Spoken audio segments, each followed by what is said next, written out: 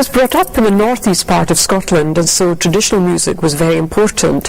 It happened in the home, which of course is quite an obscure thing to think about nowadays. But really, we sang, we played the piano, we danced, we recited poetry. So it was just part of our upbringing. But also, I went to a tiny, tiny country primary school from the age of 5 until 11, and the maximum amount of pupils was 37, 2 teachers, and every child was able to read music by the time they left school. So by the time I went to secondary school from the age of 12, it was perfectly normal for all pupils to know about notation, and also those were in the days whereby every child had that opportunity to learn a musical instrument, and that's how I started percussion.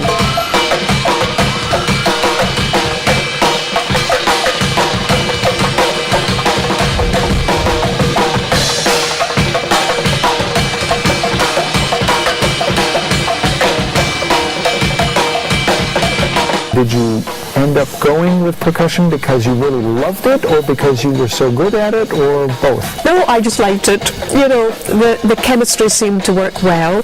I had a very, very good percussion teacher, a peripatetic teacher, who visited many schools throughout the northeast of Scotland. And to find a good teacher in those days was most unusual. Normally they were self-taught, but he really knew what he was doing, and he saw us as sound creators first and foremost, then musicians and then instrumentalists. So all the time we knew how to project our sound, how to project the image through sound.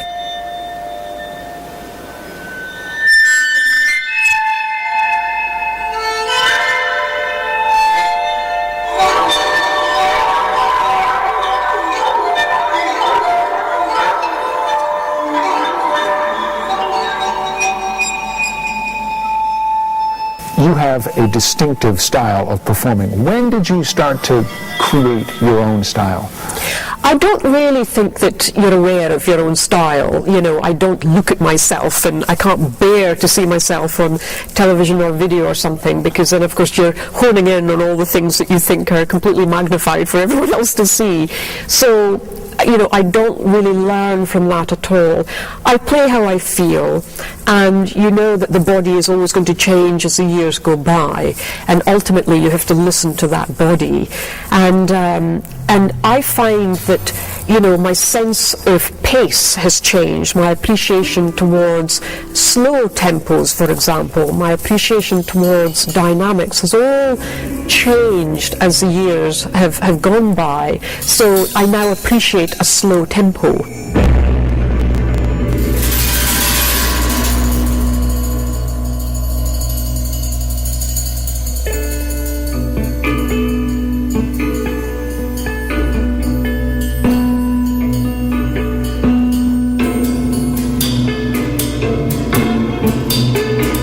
Tell me about the energy that goes into your performances. How difficult is it physically to do what you do? Well, I think the concentration level is always at a peak, that you want to be as razor sharp as possible. And, that's when the audience comes into play. They allow this energy to happen. They allow things to be injected in your performance that never seems to happen in the privacy of your own four walls. So, an audience for me is very, very important. They really are part of that performance. And of course, when you're borrowing instruments from venue to venue, it's crucial that people do understand why something is working well and why something is not working well, so that we all learn together about that. So, just as pianists sit down to a piano and think, you may adjust a stool and so on and so forth, it's exactly the same with percussion. We have to have this good posture in order to have the energy to project what we want to project. How many instruments do you have with you up on stage during a typical performance?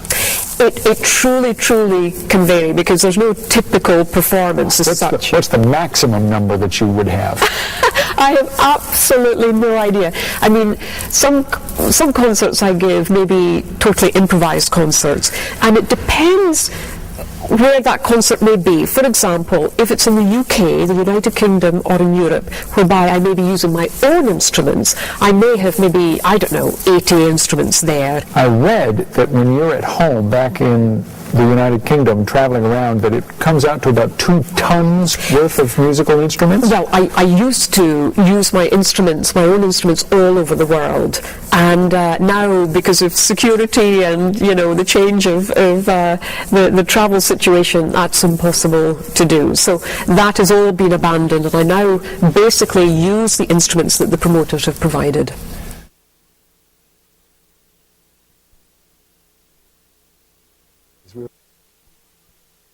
It's amazing when you feel musicians around you who are, truly first class. You feel yourself being hoisted up in a way, and expanding your level of not necessarily curiosity, but your level of awareness and focus, and you're taking chances, and there's an awareness there that is very powerful, actually, when you are surrounded by great musicians.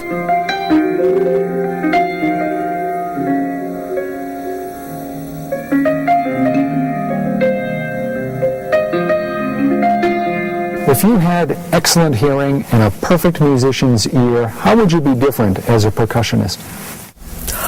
I have no idea what excellent hearing really means. What is that, and do any of us have it, actually? It really does depend on your situation.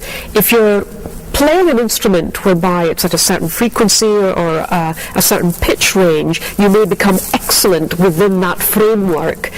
I think with percussion, we're dealing with many different frequencies, many different attacks, many different durations of sound, that usually percussionists' sense and awareness of listening is quite heightened, because also they're having to place the sounds in different areas. And part of your heightened awareness of the sound and the percussion comes from playing barefoot, right?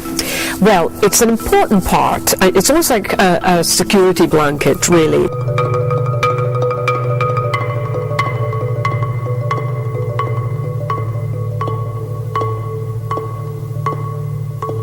Basically, the sound comes from the bottom up, and so for me to play without shoes is important to feel that connection. If I wear shoes, well, so be it. It's not that I can't play, but it's really important to have this grounded effect, really, and to allow that sound to come up through the body. It's almost distributing the sound throughout the body, so that the body becomes almost like a huge ear, rather than overloading it in one part of that body.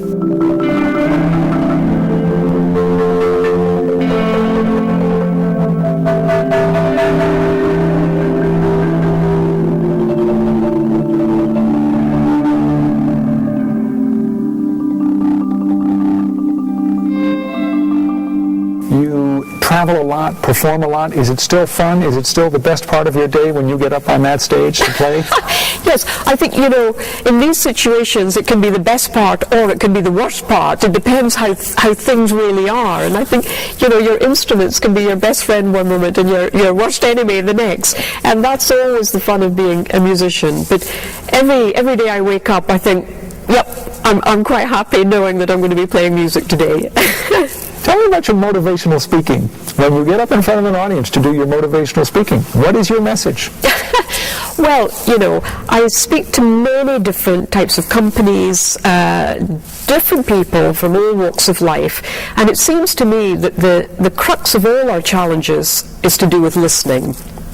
And no matter whether you're talking to a group of bankers or electricians or new graduates or teenagers or nurses or whatever it is, the crux of what we all do is about listening. So I have to think to myself, this afternoon I'm going to meet an orchestra. I'm going to meet a conductor whom I've never met before, repertoire that we've never performed before. We have one rehearsal and we have to knit this together. That's about teamwork. It isn't about me going in there saying it should be like this, it should be like that, and it isn't about the conductor saying it should be like this, it should be like that. It's people coming together with one aim in mind. to feed our audience and to give them the best sound meal we possibly can. So that's our aim, and we know in order to do that in the time that we have, it has to be about teamwork. Teamwork is about listening. That's the message, really. Last question. How are you on the bagpipes? Oh, I love my bagpipes. I love playing the pipes. In fact, I played them with an orchestra here in the US about a couple of months ago, and I do get them out now and again for sure. And I have a set of pipes called the fireside pipes, so they're a lot more friendly indoors. I ask that question with great love and affection because I am a huge fan of the bagpipes. Do you play? No. No? Never too late to try. I don't play anything. I wouldn't want to inflict any sort of pain on the rest of humanity. Well, the thing about the pipes is that you don't know whether someone has picked them up for the first time or whether they've been played for 50 years, but there we go. All right.